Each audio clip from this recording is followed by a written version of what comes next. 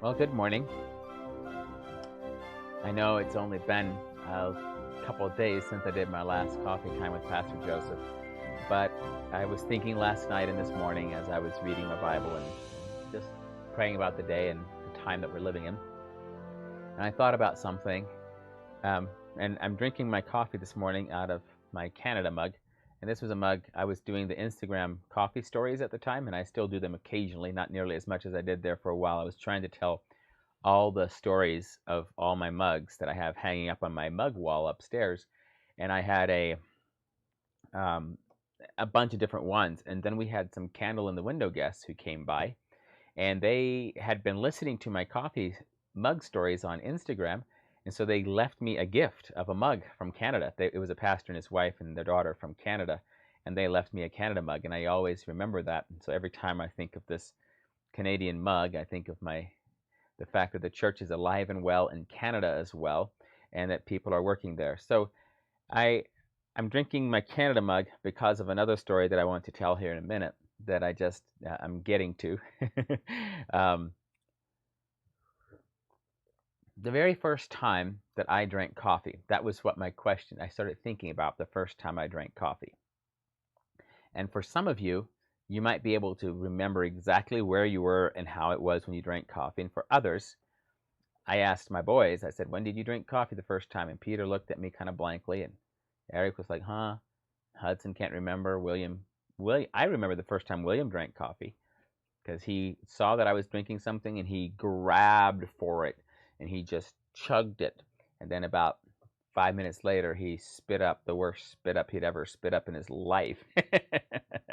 So you have to be a little bit careful when you give kids coffee. And that was what my mom had heard when I was a baby and when I was a little boy. My mom had heard people say, you have to be careful because, and it's some truth in it. There's something in caffeine, something in coffee that somehow interacts potentially with hydration and with calcium and your calcium intake. And so I don't know what it is. I haven't researched it. I just know that it's not as bad as they had at first thought it could be, potentially. And you'll notice this a lot, actually. People will hear, oh, so this and that together could be really bad, and so we have to be very, very careful. And it's potentially horrible. It's like when COVID-19 first came out, and we were told that potentially it'll have a 5% death rate. And if it had a 5% death rate, then we should have been doing a ton of things already. But as it was, it didn't turn out to be a 5% death rate. It turned to be a 0.03% death rate worldwide, I believe, for the people who get it. So, but I didn't come here to talk about that. It just, it's floating around. Everyone's talking about it. And chances are, sooner or later, we'll all be exposed to it. We'll all will recover from it, and eventually, we should eventually start seeing it just as any other flu, where it has its danger, and we need to be careful. But our main responsibility is to keep our own bodies strong. But here I go again. I didn't come here to talk about that. I'm not a doctor. I'm not a politician, so I shouldn't be talking about COVID-19. I'm a pastor, so I have other things I could talk about, but I wanted to talk about coffee. Specifically, I wanted to talk about the very first time I had coffee. And I think it was 1989. We had been living in Nunley, Tennessee. My parents had built a log cabin back in the woods off of Pinewood Road. And I remember when we were living there that we had church at our house and my parents were hosting it. And I remember that. I remember my parents hosting church, and I remember that they made a lot of coffee at the time.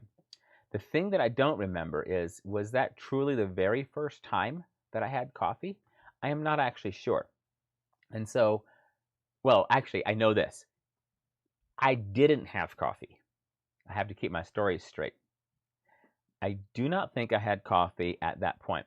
What I did have, I think that first time that I remember thinking about coffee and seeing about coffee was that 1988, 1987 time period. and we were hosting church, and people, and my parents were making a lot of coffee, and my dad was making coffee, and my mom was talking about how she liked to smell coffee. Hi, Peter. Hey. Let's see. Let me see if I can actually turn you on where people could potentially hear you.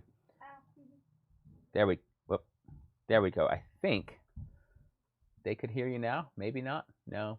Oh no, it's not plugged in. Okay. It's right here. So, do you remember the very first time you had coffee? No. But I remember y'all telling me about the first time I had apple cider. Yeah. Yeah. Yeah, he didn't spit up when he had apple cider, but he did have some bodily functions that went wrong. He was a baby. Yeah. Do you like coffee? Yeah, I like it. And when you drink coffee, is it more milk or more coffee? I don't know. You don't know. Well, I know because I make it. When you were a baby, it was like lots and lots of milk with a touch of coffee in it. So, yeah, the idea is that I was just going to tell them the very first time I remember having coffee. So we'll see you. Thanks, Peter, for coming by. So, 1989, we had moved from our log cabin. We were living out in another place on Pinewood Road, and my family was getting ready to move out of state. I didn't realize it at the time. I was 9 years old. I was just living life, going along. We were an Amish family, and we were getting ready to move to a different community because that was one of the challenges that we faced. Is today I'm a pastor, and if someone's is in church with us, and for various reasons it is determined that they would function better in the body, and their gifts could be used better in a different church, they can just move which church they go to. We can bless them, send them off, they can head over to the other church, and that's how it can work. However, when the Amish church, if you lived, depending where you lived, that determined where you went to church. And so if you wanted to go to a different church, you either had to leave the Amish or you had to physically move to the next district, wherever it was. And so for us, we tried moving up to a new district in Missouri that never got its footing, and then we ended up going out to Montana. So in 1989, we were living in this house on Pinewood Road near Lyles, Tennessee, and my dad, it was a time of mail order coffee. So my dad had this package of samples from someplace. It was a huge, and it had all these little one-time coffee bags on it. It was like instant coffee, I guess. And so he had gotten these samples, and somehow or another he got 2 or 3 of these sample packages. And so he was going through all the samples first. And I just remember he would make a cup of coffee. Mom would come and smell it and say, "I like how it smells." And then Dad would drink his coffee. And my little sister Rachel, she was so determined that she would love this coffee. And I thought, I am the oldest son. I probably would like coffee too. And so I think it was a Sunday afternoon, we were sitting around the house and Dad was going to make coffee. And we asked, he said, "Yeah, you can." And he let us have, and it might have been the decaf. I don't know. He let us have 2 packs of coffee, and Rachel made one, and I made one. That's how I remember it. And I just remember how bravely Rachel tried to drink it. But I think in 1989, she would have been 6 years old. Anyway, she didn't like it. And I was older. I was 9 years old, and I didn't like it. And so, but I remember liking watching my dad drink the coffee and liking thinking about it. Now, of course, the way we did, we just made it straight. We just dropped it in and just had a straight cup of coffee. We didn't get to have any sweeteners or creamers or anything with it. So, if you do that for a kid, if they have sweeteners and creamers, then there's a better chance that they'll like the coffee. So that was probably my first time drinking coffee. But the first time I drank coffee as a man was when I was a little bit older, and I was actually in Montana at the time, and I was trying to find a coffee mug earlier from Montana because I have coffee mugs from Peru and all over the world, Switzerland, a lot of other places. I don't have a coffee mug from Montana. And so if you'll take a lesson from me, just from my earlier story, I had said I was doing coffee mug stories online, and people were coming through with Candle and Window Network.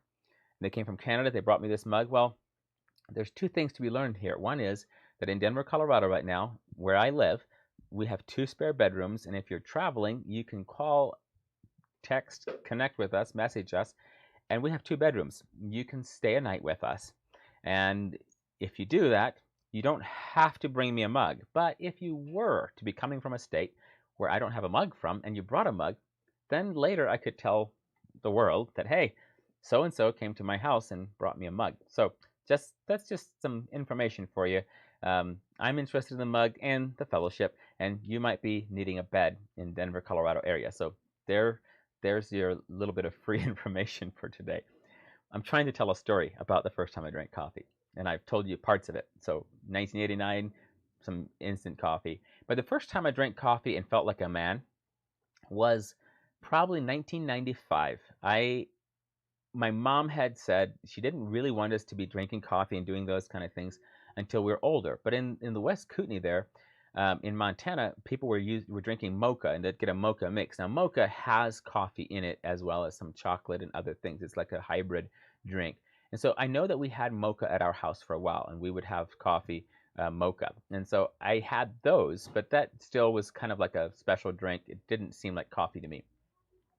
But in the fall of 1995, Kootenai Christian Fellowship was getting ready to fill the basement with wood, and we needed to put wood into our basement for the church, so that on those cold winter mornings, someone would go down there 3 in the morning, sometimes earlier, and we would start a fire in the basement in the furnace, and it would hopefully warm up the place, by the time everyone was there for church.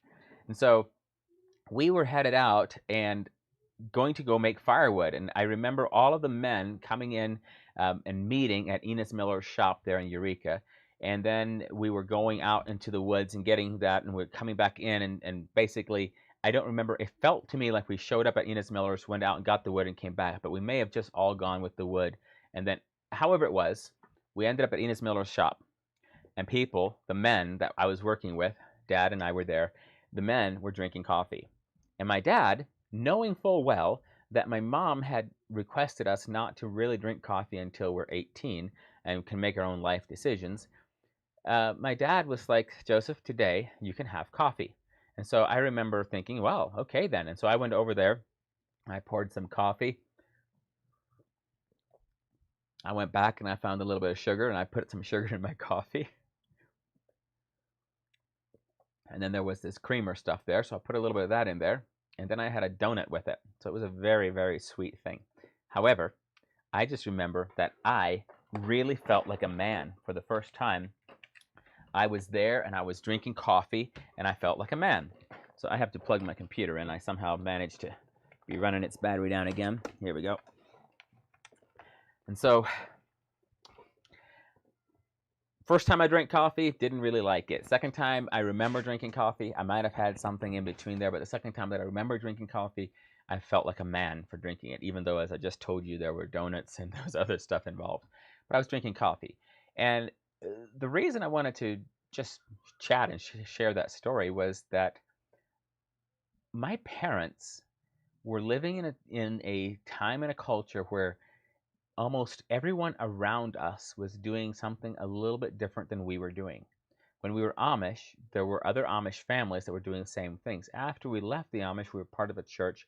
We were believers, but we were surrounded with others who would have had different lifestyles, that they weren't, and specifically there were people that weren't trying to separate themselves from the world. And so we were still trying to separate ourselves from the world. Now, this is an interesting discussion. How do you separate yourself from the world? And, you can separate yourself in many ways. For instance, I can say that the very first time, I can start talking about coffee and say, well, the way I take my coffee is, and I explain how I do my coffee. And then you can say, oh, I drink my coffee black all the way. And then someone else says, oh, you know what? I don't just drink coffee. I order the beans and I grind my own beans. And then the next guy says, oh, yeah?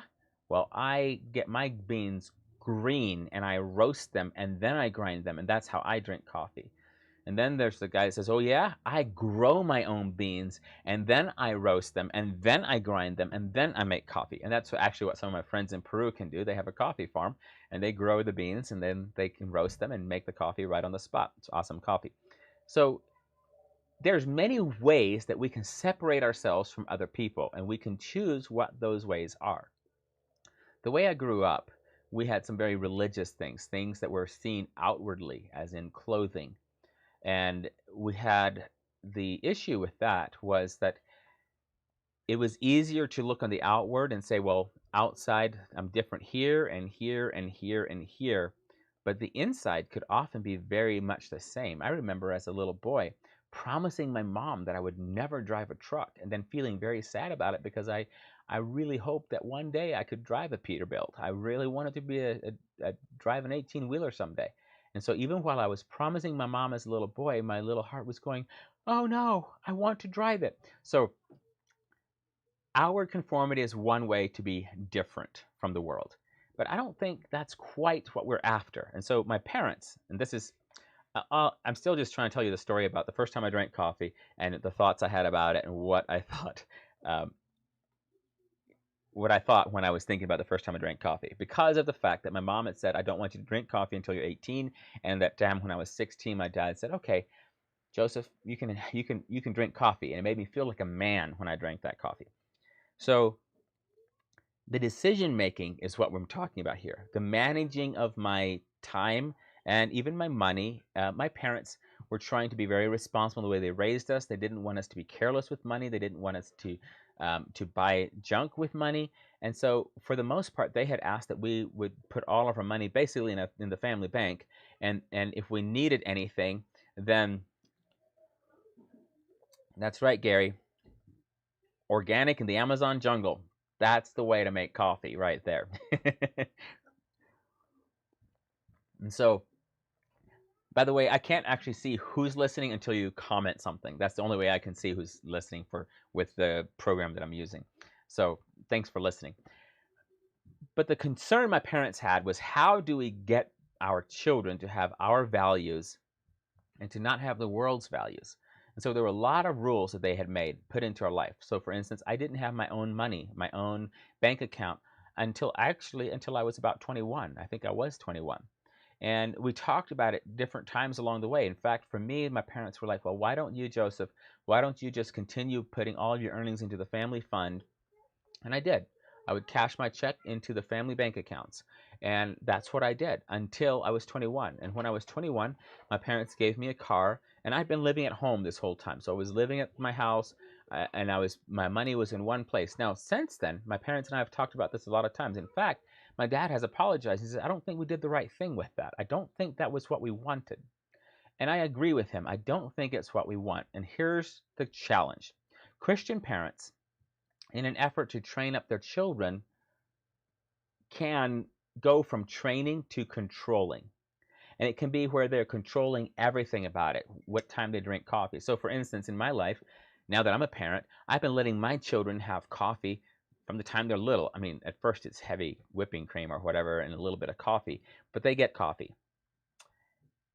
Their children, they might react to me and go the other way. I mean, my mom said, no coffee till you're 18. I'm like, hey, you're a baby. You're able to drink stuff.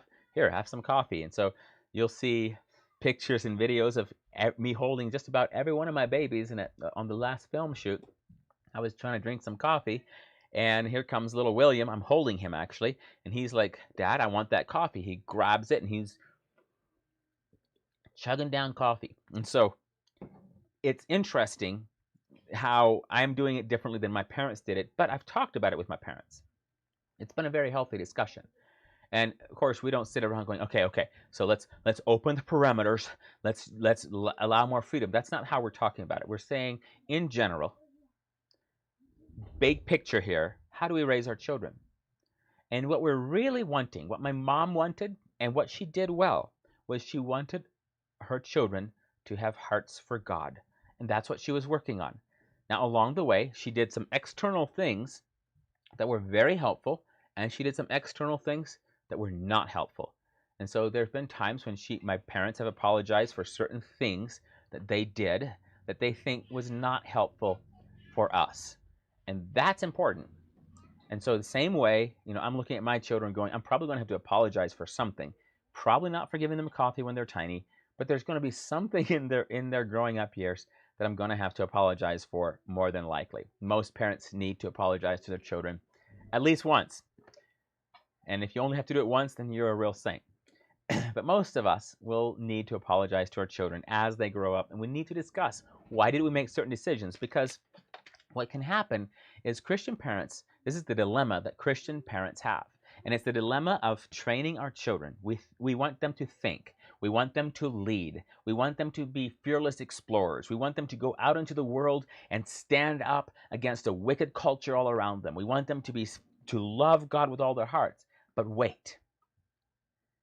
We don't want you to think up new things and lead in new ways and be a fearless explorer in our house. And so you'll hear Christian parents say things like, not in my house. This is my jurisdiction. You don't get to say what to do. And so the kid is left with a bit of a, okay then, you want me to stand up against the world. You want me to think better ways of doing things. You want me to be able to choose my path without going with the flow. However, you want me to go with the flow of what's happening in my house. And it can be a real dichotomy. And in some homes, it's really bad. It gets to the point where Christian children learn to talk one way and live another way. And we commonly call that hypocrites. And their parents are actually training them to do that. It's a problem. So what you're trying to do, and this is the challenge that I thought about when I started thinking about coffee, was you're trying to train your child to think for themselves, to make right decisions. But in your house, you want them to obey you and follow you and do all of that stuff. And so it's a really challenging bit. And as a parent, with my oldest, Peter turned 8 years old yesterday. And so that is a real challenge. How do we take care of that? And this is where the apologies come in, because you're probably going to do it wrong. I'm probably going to do it wrong at some point. We're going to have to apologize and ask your children for forgiveness. What we're really after is we want our children to understand that there's a verse. My mom used to quote this verse because we would come to her and we'd be like, Mom, did you know? And we'd tattle on one of our siblings. They're doing this or that. And my mom would say, not exactly in these words, but she'd kind of quote this one. It said, "You are," this is Romans 14:4. "Who are you to judge another servant? To his own master he stands or falls. Indeed, he will be made to stand, for God is able to make him stand." And my mom's whole thing was like, look, I'm dealing with that child. I'm dealing with you.